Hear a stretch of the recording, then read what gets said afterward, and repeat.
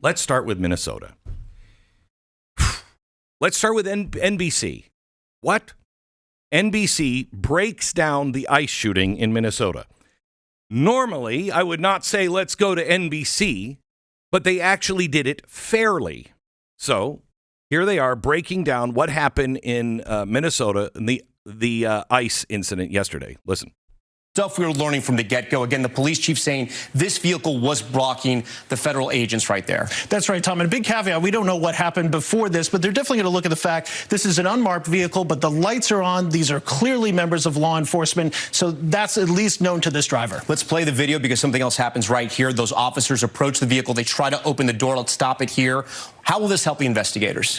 Whatever is said here, what these officers say, if the driver said anything or not, could really help them understand whether or not they thought there was some sort of an imminent threat. Was this person trying to listen to them? Were they scared? Or is this going to be a problem? And then, of course, what the driver does next. Let's play that video. Trying to leave there. One of the officers felt like they were forced to fire, and they do. We want to show another angle, reverse angle of the same incident here. We're going to freeze it. This is that same angle here. And what does this show us, Tom? Well, this appears to show an officer right in front of the vehicle. That, in between the way that the vehicle was moving and the timeline of that, how was the officer responding in that split second going to be critical for investigators. Finally, one more piece of evidence we want to talk about here, and it is the bullet hole in the front of the windshield. What will this tell investigators? Well, you look at this, you look at ballistics, you look at witness statements, you look at other video, all going to be part of this investigation. But, Tom, it's going to take some time. Okay, that's basically what happened. That's what happened yesterday. Now, it's not why it happened, but it is what happened. Why did this happen? Well, let me give you one scenario. One of the ICE agents, one of the agents involved, somebody had already tried to ram their car into him at another incident. Tried to run him over because he's one of them damn ICE people. So if somebody's tried to run me over once before, and I'm in exactly the same kind of situation, I don't know. I think I tend to generally think, oh, dear God, it's happening again, especially if it's in a split second. Okay? There's number one. Number two, if I'm an ICE officer and I have the mayor, the governor, and everyone else, I'm going to get to this here in just a second. I think you're going to love the National Guard comments that I have. If you have all of these forces making you into the villain, you are on knife's edge every time you go out to do your job. Knife's edge. You are razor sharp and, quite honestly, would be much more likely to defend yourself than you would be if everybody was cool. You'd see an isolated incident, somebody might come up, but you'd be like, okay, relax, everybody. But because everything has been ratcheted up to ICE is the evil ICE, these guys are on edge. And they should be, because they're constantly under attack, as are their families. Okay. Why are they? Why are they constantly under attack? Why? Let me give you a couple of things. First, let me play cut 2. This is Mayor Frey. Right after the shooting, here's what he said. But I do have a message for our community, for our city, and I have a message for ICE. To ICE, get the out of Minneapolis. We do not want you here. Your stated reason for being in this city is to create some kind of safety, and you are doing exactly the opposite. Okay. Now, can I ask you, what else is going on in Minneapolis? They're going into the Somali community. Why Somali? Somali. Is that in other news? Oh, yes, that's right. The biggest scandal of the state and possibly the biggest heist of taxpayer money in the history of our country is going on in the Somali community. Who are the most likely? Tim Walz said some white people better go to jail. Oh, I know 2 white people that probably will go to jail. The governor and the mayor. So do they have any incentive at all to make the federal government into the bad guy? Absolutely. Beyond just the fact that that's what Democrats do, I guess, now, is you just make the federal government. I thought we were the ones that hated the federal government. No. We've never hated the federal government. We hate the federal government out of control. We hate the federal government when it is being unconstitutional. We do not hate the federal government.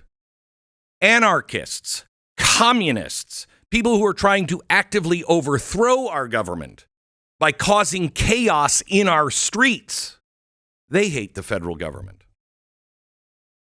To me, that sounds like Democratic Socialists of America.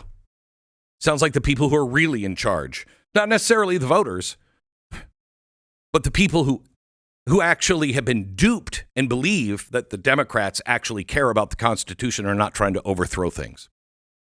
So, Tim Walz comes out after saying, get the F out of the city from the mayor. The governor comes out, and the government makes a statement saying that, let me see if I have it here. Ah, shoot. Where is it? At the top. Here it is. No, it's not. At the very top of this? Yeah, Minnesota Chamber. Okay. Oh,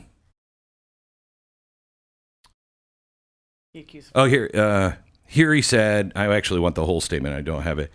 I said yesterday, we're at war with our federal government. We're at war with our federal government. We do not need any further help from the federal government. To Donald Trump and Kristi Noem, you've done enough. There's nothing more important than Minnesotans' safety. I have issued a warning order to prepare the Minnesota National Guard. We have soldiers in training and prepared to be deployed if necessary. I remind you, a warning order is a heads up for folks. A heads up for who? A heads up for who? There is no other way to read this other than I am training our National Guard to stand up against our federal government. Gang, this is the beginning of a civil war unless everybody remains calm and does the constitutional thing. So when this happened yesterday, I wanted to reach out to some friends who, know the Constitution and ask them, how does the National Guard actually work? A governor cannot block the Department of Justice in any criminal investigation. The governor cannot block the Department of Homeland Security enforcement action. A governor cannot block immigration and customs enforcement deportations carried out under federal statute. Federal authority in these areas come directly from what's called the Supremacy Clause of the U.S. Constitution. It means the federal law is supreme over what the governor says and what the state law is. State consent for federal law enforcement is not required. So when a governor says we don't need any further help from the federal government, that's all political. There's nothing legal in that. Nothing. Now, a governor can refuse cooperation, but it can't interfere. A governor can say, we decline to assist federal agents. They can do that. I don't like it, but they can. They can withdraw all state resources. Not against the Constitution. They can instruct state agencies you're not to participate. A governor can do that. But a governor cannot obstruct any federal officers, cannot threaten force to stop federal investigations, use state military assets to interfere with federal law enforcement, cannot do that. And the moment the governor crosses this line from non-cooperation to interference, they've just violated the Constitution and put us on the edge of a constitutional crisis or civil war. Using the National Guard as a warning is the brightest red line you can find, because there is no authority in the Constitution. In fact, the Constitution talks specifically about this and what he's trying to do. I've issued a warning to prepare Minnesota National Guard, prepared to be deployed if necessary. Once the governor said that, everything has to change. The Minnesota Guard, the National Guard, is a state force under the governor, unless it's been federalized. But it cannot ever be used to obstruct federal officers. The reason why Trump could call on the National Guard in California is because he was using them to protect federal officers. It can be nationalized by the president if the state cannot protect the federal investigations or federal officers. That's the only way he can just take control and say, nope, I'm calling up the National Guard and they're under my orders now and they have nothing to do with the governor. He can call it up and nationalize them to protect federal officers carrying out federal law. That's the only way it can happen. That's why Donald Trump, they could cry a river that he was violating the Constitution, but he wasn't. That's why they lost every time in court, because that's the Constitution.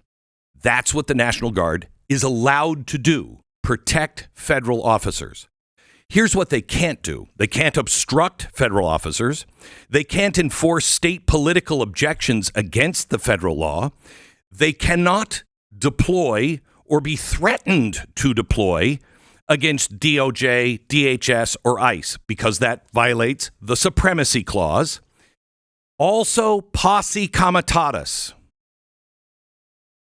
If they are deployed as police officers, if they are deployed to go against federal law enforcement, posse comitatus comes in. Also, federal criminal charges come in of obstruction of justice. So it's not an issue of state rights. Once he says, I'm threatening to use the National Guard, that's constitutional defiance. Now, what does the federal government, what should our response be from the federal government?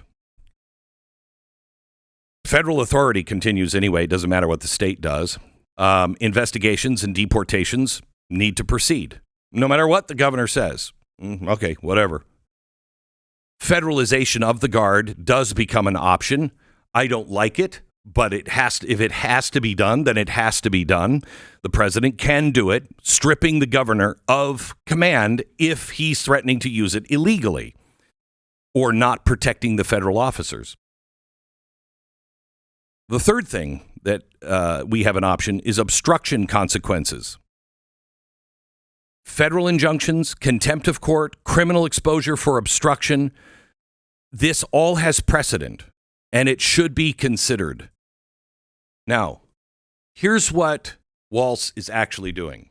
He's not going to call up the National Guard and do that because he knows he'll go to jail. And he's trying to avoid going to jail. That's why he and the mayor are doing this, because of all of the corruption in Minnesota. This has nothing to do. Do you think they're doing this because they're protecting the Somali citizens? That's what they're saying. But they have been involving Somali citizens knowingly in deep corruption. And they also know I can never be elected here if I don't look strong on the Somalis. If we don't change the flag in Minnesota to look like the Somalian flag, I can't be governor anymore. Okay? What he's actually calling up is not the National Guard. He is calling up the Democratic National Guard. He is calling up he is calling on people like Nicole Renee Good. He is trying to get people who are so zombie-like on the Democratic side to go up and put their bodies in and to obstruct. He's using them as soldiers. That's not just unconstitutional on the National Guard side. That is just morally reprehensible. Thank you for thinking for yourself and being part of a movement, because that's really what all of this is. If you want the full story, you want to go deeper, go to blazetv.com/Glenn. Go there right now, sign up, no interruptions, just the truth, uncensored and unfiltered. Don't just watch, take a stand. And I'll see you over there in a minute.